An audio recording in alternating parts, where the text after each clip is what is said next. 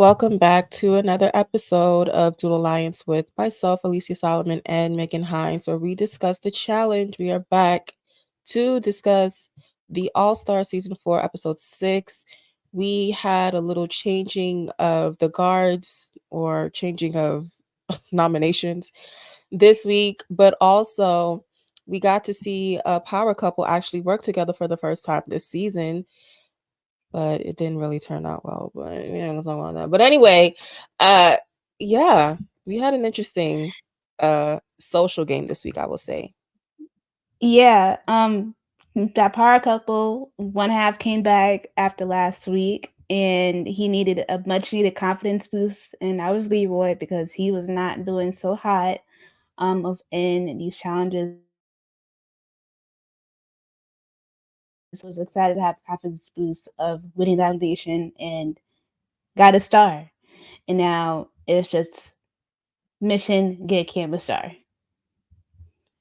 That's always been the mission. So yeah, he's ready to go. Yep. And then Cara said it is flattering that people don't want to run a final. It also means that for her, she just has to win every single time because she's going to be a target. And this is where it starts like, okay, Cara is really gunning to really save herself, which that you need to do that when it's an individual game overall. But the way that it's being played, this episode, it was just a little bit too much. Why do you think so?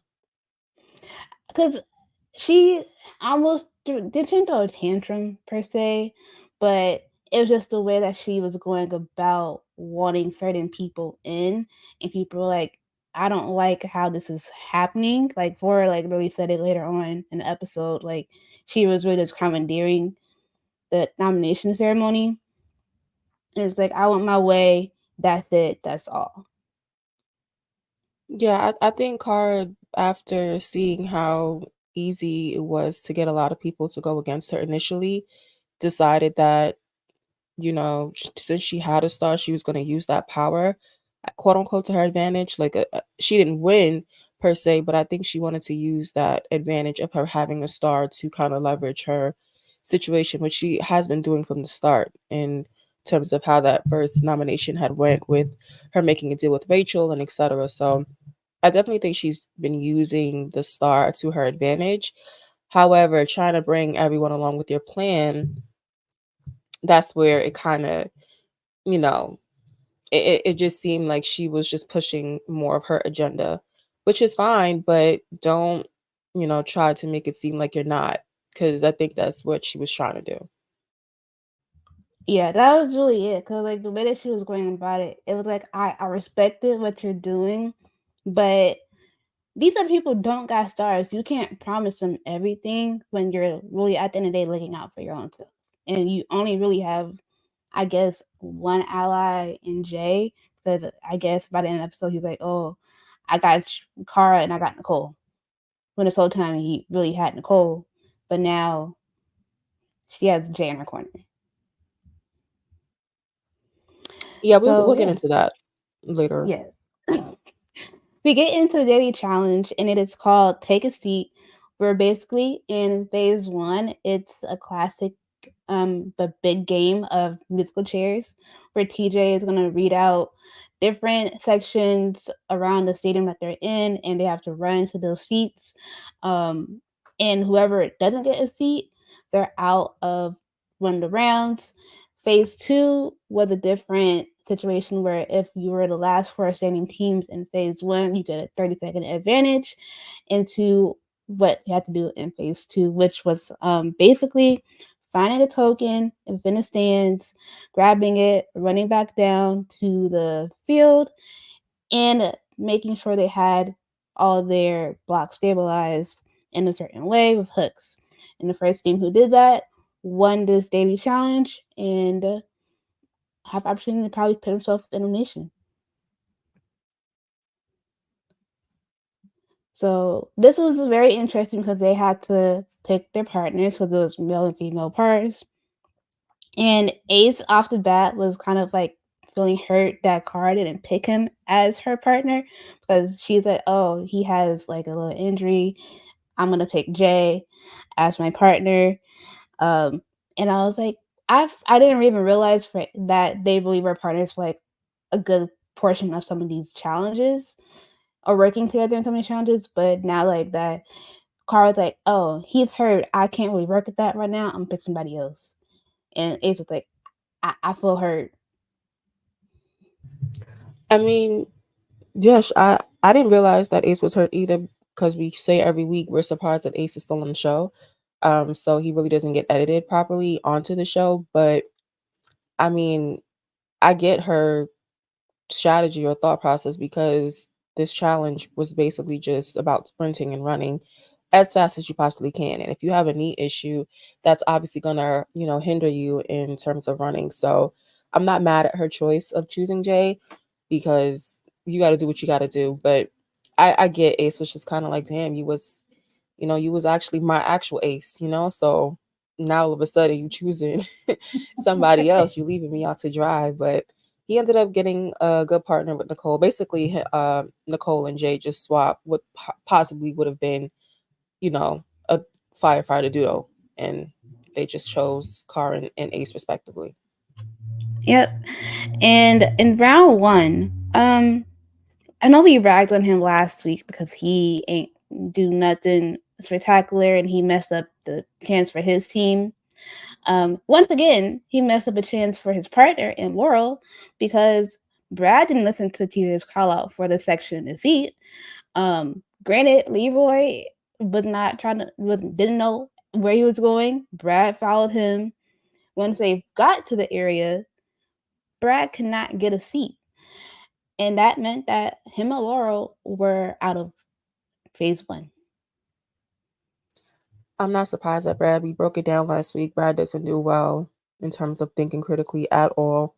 And he's just showing his ass this season, like in literally in every different way, shape, or form, whether it's on a team, in a pair, in a collective group, it does not matter. Brad is just going to shit the bed somehow. So this is honestly not surprising. World was just getting on him. And I mean, that's all she could have did after the fact because it literally the seat was right there in front of him. Like Jay and Cara could have actually went out because Jay was the person who last sat in the seat before Brad realized. And so, I mean, it could have been easily Jay and Cara out in the first round, but it just had to be Brad. As always, because he had no sense of urgency in that moment at all. And I'm just like, sir, it's right there. Just jump. He didn't do that. He just sat stood there like he stood there like Summer Walker, not gonna lie. So I was like, well,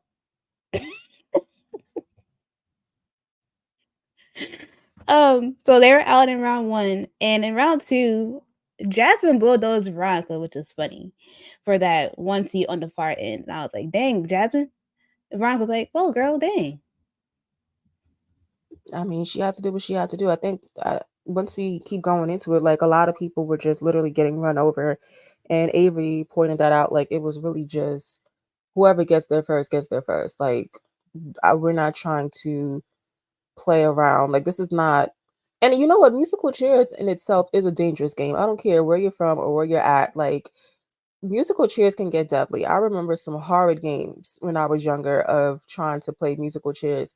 And don't let them play some kind of fast soca music or some kind of thing where everybody is running around. You literally will get trampled the fuck over and people will be sitting on top of you literally. So it just this was just a glorified musical chairs as TJ said, and those games can get deadly. So I mean, from Veronica getting thumped over by Jasmine, which is funny because the size advantage that Veronica has, you would think she would actually use her weight for something. Like, hello. All But right. her getting run over, Cam falling down and busting her shoulder, like her hand on the seat when they were trying to get to one. Like, these people were not playing. So I get it. Yeah, and then in round two, Adam and Flora were out. Round three, shout out to Derek. He's been killing it the past couple challenges, winning the last couple challenges, and He was really being Speedy Gonzalez once TJ was saying those sections in the seats, just running and getting to the area first. That's shout out to Derek. He's been having great showing, and he was really in the lead for the group. Him and Jay were neck and neck, like just getting over to the areas. But I just had to point that out. And then Avery fell, and Veronica and Steve were out in round 3. Yeah. And then in round 4, Tina and Kefla were out automatically because I guess, well, because this is where Kefla said that he kind of messed with his hamstring, and that was a hindrance for him and Tina to get to the stands, run up there, and get to it. So they were out in round 4. And then in round 5, Derek and Jay, like I said, were just running out of breath like hell to the different sections. And at this point, Jasmine's body was breaking down a little bit too. She was like, I can't get over there. Derek's sprinting. I'm just trying to get over there. She barely could. Couldn't really keep up. And that made her and Derek out in round 5. So the phase 1 winners ended up being Cara, Maria, and Jay, Avery and Ryan, Cam and Leroy, and Ace and Nicole. So they all have a 30-second head start in phase 2 for that section. Yeah, you're only as strong as your partner. So as much as Derek was in the lead, it didn't really matter because Jasmine was always behind, and literally at every point of that first phase, he was just yelling for Jasmine to just make it. So, I mean, I feel bad for him because he is putting on a stellar performance, but when you're in a partnership, if your partner isn't with you, then you're still losing. So, but shout out to Derek because he's actually showing out this season. Yeah. And so in phase 2, a couple people immediately found the tokens first in Leroy and Nicole. Steve found his as well, so all their partners ran down to the field to where they had to put together the box. And Leroy let Cam take the lead on the blocks. Granted, it was like by heaviest to lightest. He might have should have helped a little bit because that kind of cost him because they didn't get it right. But Ace at the puzzle was very easy for him and saw a lot of people struggle with it. And immediately, both of them get the win, which is not shocking because A3 said it was an easy puzzle for him. But it was shocking as well that people were not getting it as right because you had to like really weigh it on like equilibrium, basically, making sure it was the same weight. Yeah, I mean, people say that all the time, like, "Oh, this is so easy," and then they don't win. So I'm glad that he was able to back up what he was talking about in terms of it being easy for him. So finally, he got airtime. Finally, he gets the win with him and Nicole, and everyone else is kind of left to dry. The only thing surprising with this is the people who got the 30-second head start were literally in the losing group and the last people to figure it out. So it really didn't matter the head start. It just really mattered how'd you finish. So once Cara and Jay were a second behind, and then Avery and Ryan were able to catch up, it was kind of like, well, these people didn't like all have head starts. Some of them did, but like now what? So yeah, I mean, it sucks because obviously I was rooting for Cameron Leroy to at least get into the winning group, if not the winning group, into the middle group, but they were ending up in the losing group. So kind of is just is what it is now with that. Yep. And so the middle group obviously was Cara, Jay, Adam, and Flora, and Avery, Ryan. The bottom 5 teams were Veronica and Steve, Cam and Leroy, Kefla and Tina, Derek and Jasmine, and Laurel and Brad. Laurel did have like a little bit of hope that they could make it in phase 2, given that a lot of people were either hurt or gassed from doing musical chairs. That was like their little bit of advantage, but they still just couldn't get over the hump with figuring out the puzzle. But they had a good chance because they didn't have to do too much. But because her partner is Brad, they couldn't get that done either. I'm sorry, I keep bragging on Brad, but at this point, he's just there for running, endurance, and that's it. That's facts. I don't know how much more ways I can break down and say Brad sucks, but whatever. Yeah. So, after that, TJ did say that it is a double elimination, and the middle group would choose two men and two women to go in. And immediately, Cara decided to try and strategize to essentially keep her own star safe, with aiming to pit in both star holders and Jasmine and Veronica in, so that theirs are for up for grabs. And I was kind of met with a little bit of hesitance because Jasmine is locked in with a lot of people in the house. So nobody was going to say her name. Like, literally, Cara gave that lady a star to make her a target. But she can't be a target. People know Jasmine isn't the best at the game like that. So they're not going to really target her. And she's wrecking people. They're not going to target her. That's where Kara, I think, did not think it thoroughly through, was trying to get revenge and thought that she was going to basically put the same kind of target that she has on her back on Jasmine, but not realizing that this is also a social game, which I don't know why she didn't think about that because honestly, the same people who voted you in terms of Jasmine and Brandon, you just trying to get back at those people in Cam and Leroy and whoever else. These are the same people that are going to be in the house consistently. Like they're not going anywhere unless they start getting eliminated. So if they're still there, then you're still going to have the same problems that you always have in terms of not having numbers. So for her not to realize that even though Jasmine may have a target, she may be someone who, people are going to try to get to because she'll be easier. They're not going to say her name if they're friends with her and actual friends with her or people who actually want to protect her. They might not be buddy buddy all the time, but it's better than the relationships that you seem to have forged because they don't, those people aren't doing anything for you and you're a strong competitor.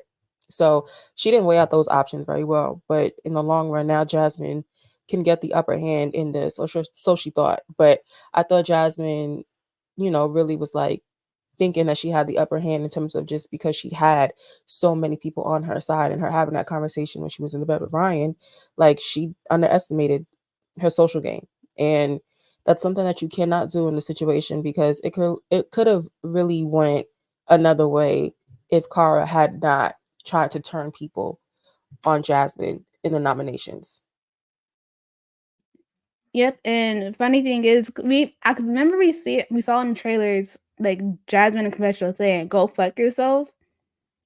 It just so happened that was toward Cara Maria because I knew that was gonna happen at some point, and it happened. But she just said it in confessional. They didn't have like, and I thought watching this episode after seeing Jasmine say that, I thought it was gonna be a confrontation of sorts afterwards, but it wasn't. I just want to see that because I'm like, I want to see Jasmine and Cara go at each other actually, but we didn't get it. We just got Jasmine saying "Go fuck yourself" in confessional, and they left it at that.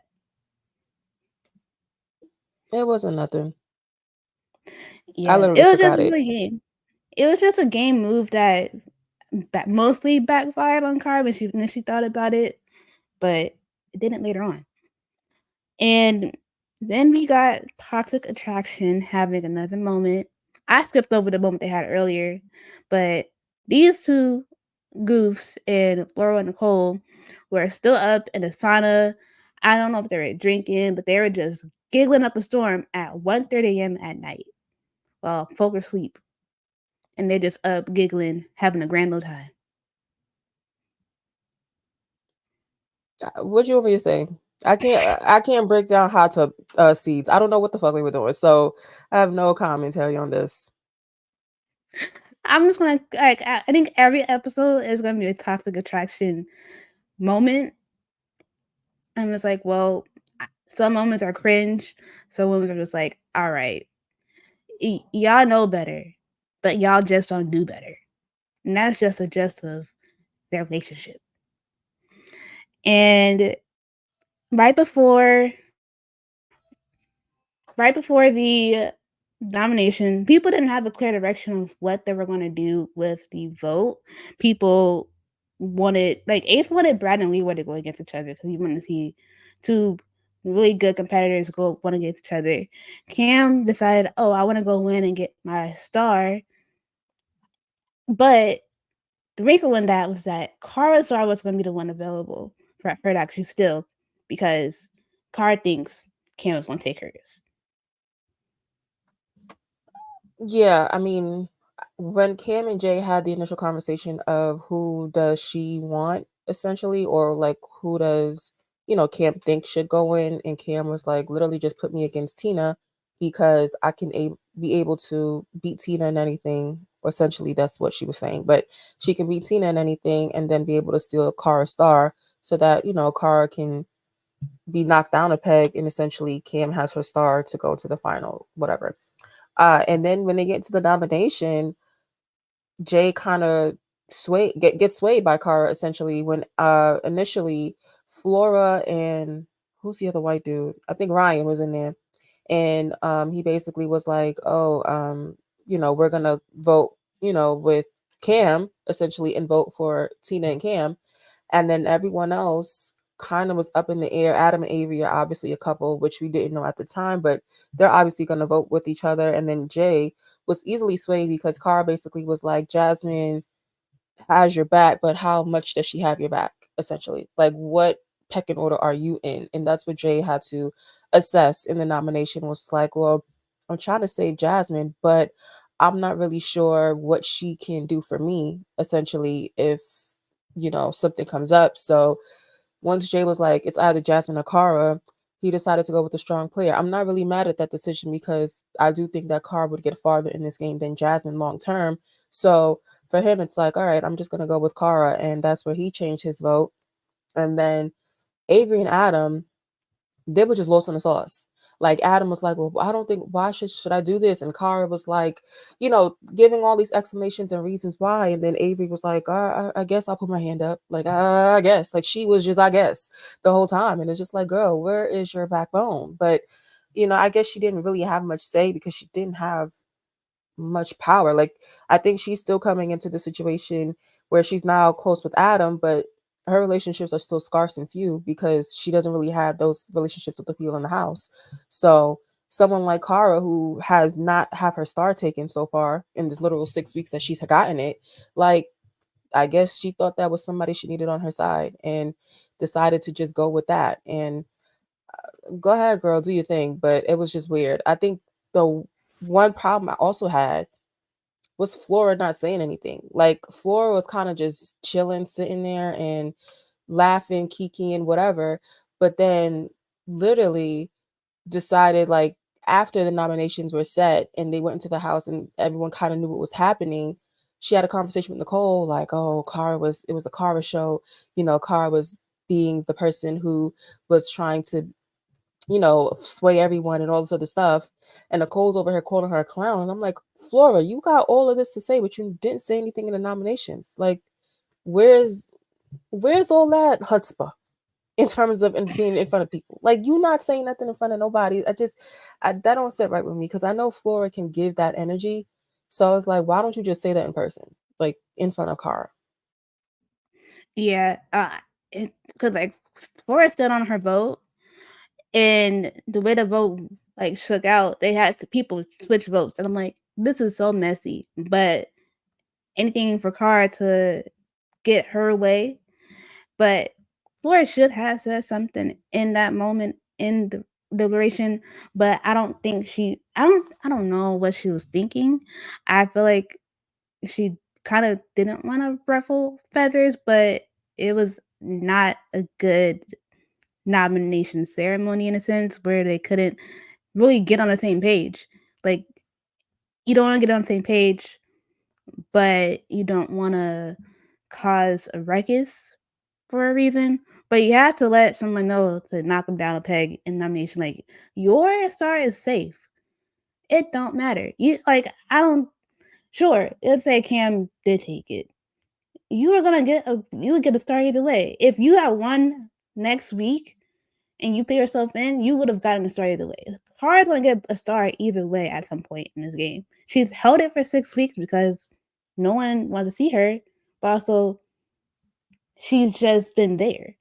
But now that she has like the levity for power and the votes, it works out in her favor. But I just think it should have been a different way. Like now you got all the star holders in the elimination. Congrats, Cara. And I get, yes, it is an individual game, but it was a little sloppy because like I don't think you can hold up your end of the bargain as much as you think you can with some other people that you were kind of intimidating, like on Avery and Adam. I mean, at the end of the day, I do think that everyone should have just played their own game and just not been easily swayed. I also think that they should have just put Cam and Laurel in there. I mean, they took their shot with Cara going against Rachel and they just missed. So it really could have just went either way. And now that they didn't miss and Cara is still there, I do feel like people are not thinking long term. They're just getting either swayed by Cara or Cam. And it seems like the Cara and Cam show, and no one else seems to have some kind of input. Like Cameron Laurel could have went in there. You get two strong people out. No one really cares that Veronica and Jasmine have stars because they know they're not going to keep them long term. But would you want to run a final with them? Absolutely. If this is an individual game, I'm going to choose Jasmine and Laurel, Veronica every single time because you know you can easily beat those two. So I don't think people are thinking long term. And once TJ mentioned that this is the halfway point, you got to start thinking strategically and long term. Like we're getting closer and closer to the final. You don't know at what point he's gonna stop and be like, if you don't have a star, that's it this week. So I just wish that people were not so easily swayed.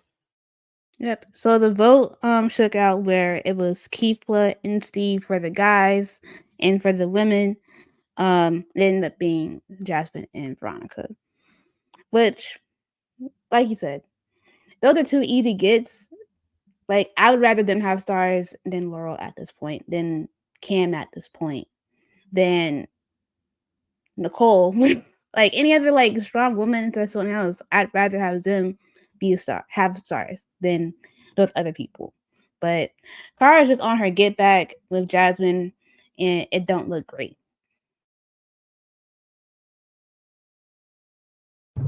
I also was sad for Kefla because he was going through an injury and he realized like he may not have that much left in the tank, but he was still going to give it his all.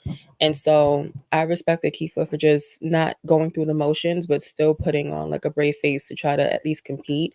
Because him and Steve, like at any other point, if Kefla had got to him even the week prior, because I don't think he had this injury until this week. So even if he had gotten to Steve a week prior, he would have been easily been able to use his legs and use that weight against him in the arena. So yeah, I just want to shout out to Kiefer because I really feel like his injury obviously set him back, and I did want to see him go farther than what he did. Yeah, that was really a hamper on that nation because he couldn't do too much. But in the arena, do you have thoughts on Ace's outfit? Because when I first saw it, it was giving "How do you do, kids?" It was given what? That meme. I don't remember what show it's from, but the "How do you do, kids?" where it's like the old man that's in like young people clothing with the skateboard. Are you talking about Steve Buscemi? I think you probably are. I don't have Yes, time to Google this. yes, Um, yes. I don't have any thoughts. I think TJ was probably more surprised than anything. Like, okay, Ace finally, you got to win. Whose closet did you raid? Because I don't even think that was his jacket. So it was just funny to see him because he really be in the cut, just chilling until it's time to show up, and then he's just there. So I don't really have thoughts either way. Like Ace is just there, man. As long as he gets edited in, it's fine. Yeah, because teacher is shocked. I'm like, that definitely looks like somebody. That looks like either Ryan or Derek's jacket. Not gonna lie, but it was just funny seeing him look like that. He was like, "I want something. I'm gonna look good of sorts while I stand here and just observe." Like, okay, I see you, Ace. Cool. Um, but TJ did say like he found it interesting that most of the star holders were in the arena formation, and basically Cara said she blocked him from trying to go in and steal her own star. Um, Veronica called it not smart. You don't have a great IQ, basically. The hell does she know? Like, it's easy to hindsight say things, and yeah, it was what it was in terms of Cara having her way. I agree that people should have just voted for themselves, but in hindsight, okay, people don't have the smartest IQs. Girl, I don't got nothing for Veronica actually. Girl, And the game is called Rope Rumble, where the players must push, pull, and move their opponent's a rope to their opponent's side, and the first person who do so wins. And before they even get started, Ace and Nicole have options to go into elimination. Ace said, "I'm good. I like both Kefla and Steve. I'm not about to go in. I'm good." Nicole decides, "Fuck it. I'm gonna go in elimination." Then she tried to pull the deal and ask Veronica and Jasmine why should they basically not go like stay in. And then Nicole ended up replacing Jasmine. Said, "Jasmine, you can go back up. Cool." And then immediately, Nicole asked Veronica, "Are you working with Cara?" Veronica's like, "No. Why would you think that?" And I'm like, "Nicole, are you thinking or no? I get it. Yeah, go and get your star. But why are you asking all these questions for no reason? Like for me, it's for no reason. Like not everybody's working with that lady, but you're making it a weird proposition to where we got a weird switch up."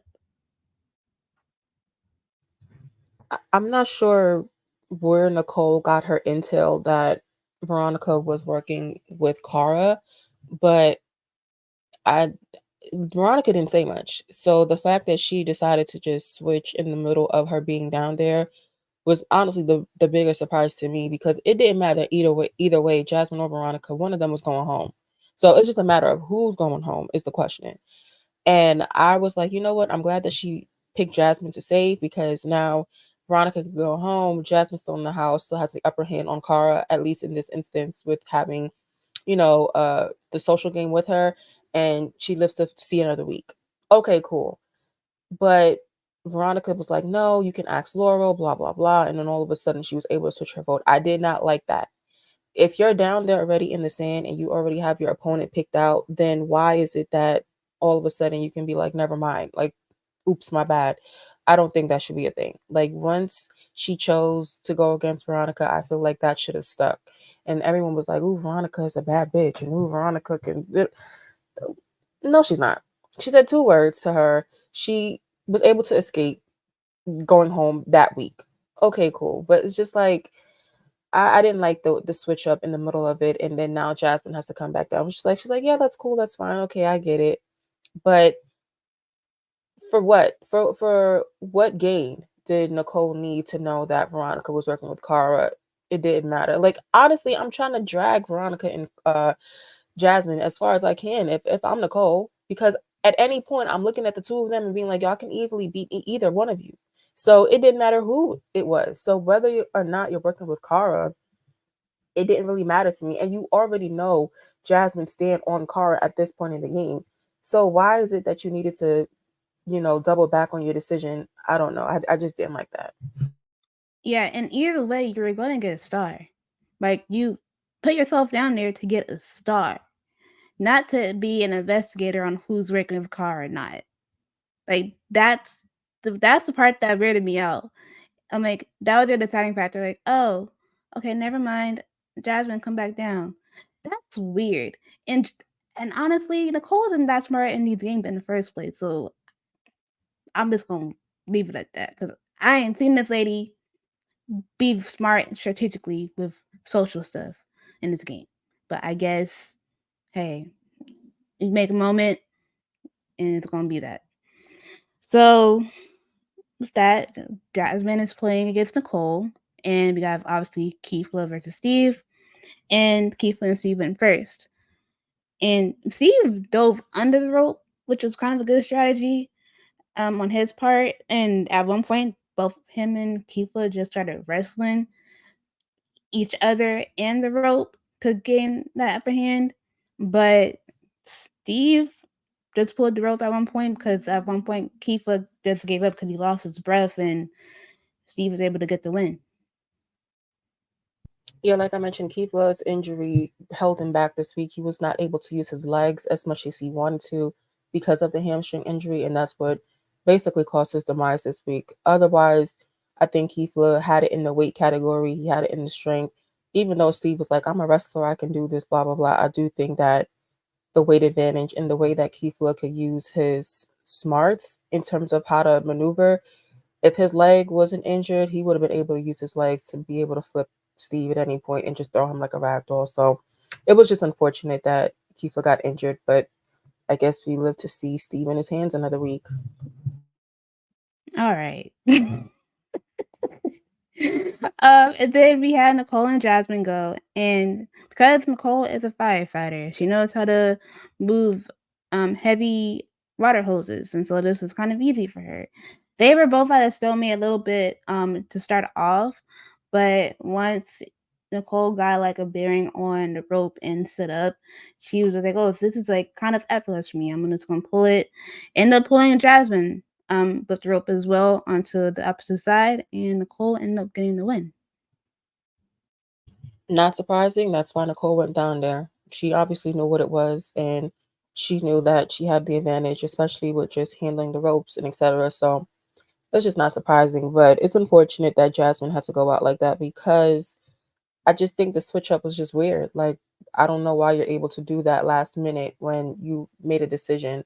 Stand in that. And so I just didn't like that part of it. But, Jasmine goes home, loses her star, and now Cara has one less person to be worried about in this game, essentially. Yep, Which and with is the stupid on Nicole's part because, sorry, it's stupid on Nicole's part yeah, because you wanted Cara to, like, not have an advantage, and now she has one less person socially to be worried about. All the people that she wants to leave is literally leaving.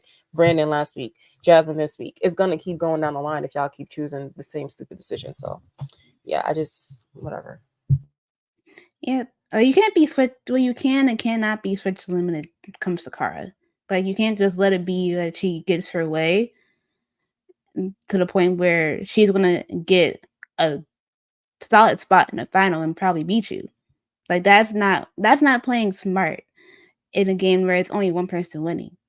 You want the strongest person out, get them out. You don't need to appease them. And that's why I said I don't think Nicole's that smart strategically and socially in this game because she has no leg to stand on and can't make deals correctly or just can't she can't make a decision and stand on it basically. So we'll see if this helps her in the end or not. But Steve and Nicole being the winners, Steve got a second star. He decided to give it to Ace because of his performance and because Ace got his back. Because Ace didn't say his name the last couple weeks.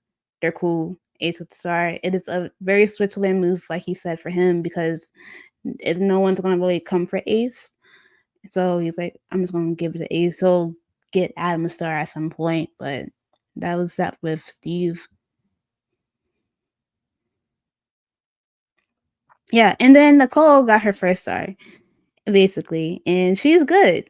She got the star. Things are in a decent place of Laurel. Toxic attraction is up um, for a good time. And now our star holders are Nicole, Steve, Cara, Veronica, Ace, and Leroy. And next week, we are taking a trip to Trivia Heights, which I'm very excited for. Trivia is always fun with them, so I definitely want to see how they do. Yeah. So with that, we're going to get into the music segment of this, where we pick songs from the episodes that we are fond of with the All Stars show. The first song that I am picking is "Pump Up the Jams." I'm sorry, by Technotronic. It just gave me a good '80s vibe at that moment in the show, and it's also it's a good little jam. Hence the song.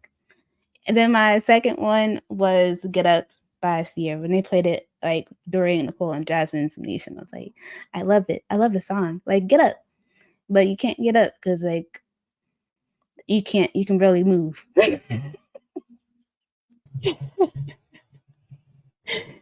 Oh my gosh. That Technotronic song, I like the original. Obviously, Coil Ray, I think last year came out with a sampled version of it, which I absolutely despise.